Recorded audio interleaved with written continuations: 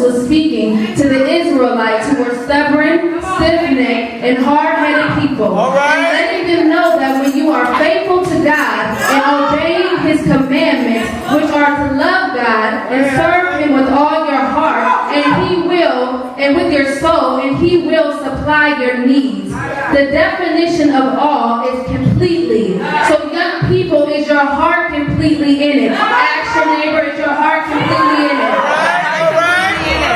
First, we must serve God with your heart. In Proverbs, it lets us know to trust in the Lord with all thine heart and lean not to thine own understanding. So with trusting the Lord with all your heart, that does not mean to do what you think is right and following your heart, but to in all your ways acknowledging Him, and He will direct your path, and to lean on Him during this time.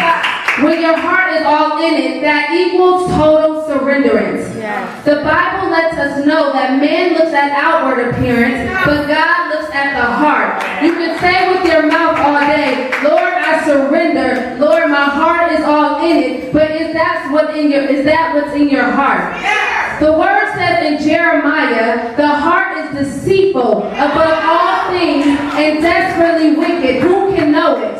For our heart to be all in it, we must ask God to search our hearts. For it says in Psalms, search me, O God, and know my heart. Try me and know my thoughts. And see if there be any wicked ways in me, and lead me into the way of everlasting.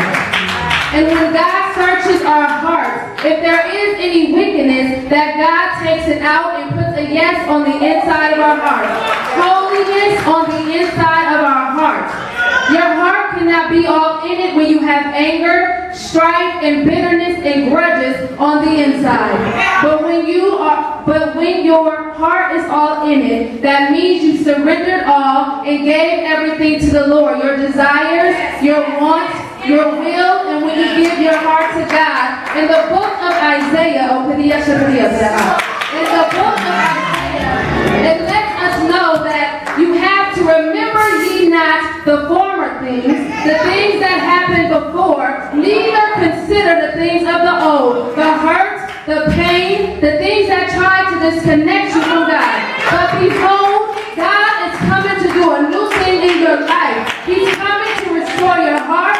He's coming to bring back the connection in your heart. He's coming to bring surrender in your heart.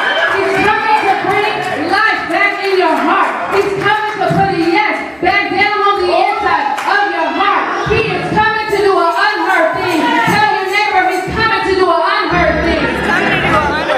Now shall spring forth. He will even make a way in the wilderness. And in the word it says that 2 or 3 are gathered, that God is in the midst. God is in the midst in this atmosphere on tonight. He's in the midst to heal. He's in the midst to restore. And while He is in the midst on this evening, we need to give Him a yes in the midst of His trial. We need to give Him a yes in the midst of His circumstance. A yes in the midst of His trial. And when we give a yes, despite what the devil tells us, that we're not going to make it out. Oh, I believe that God said that in the midst, that even though the devil said you're not going to make it out, that when you give a yes in the midst, and God will still bring you out of that situation. Amen.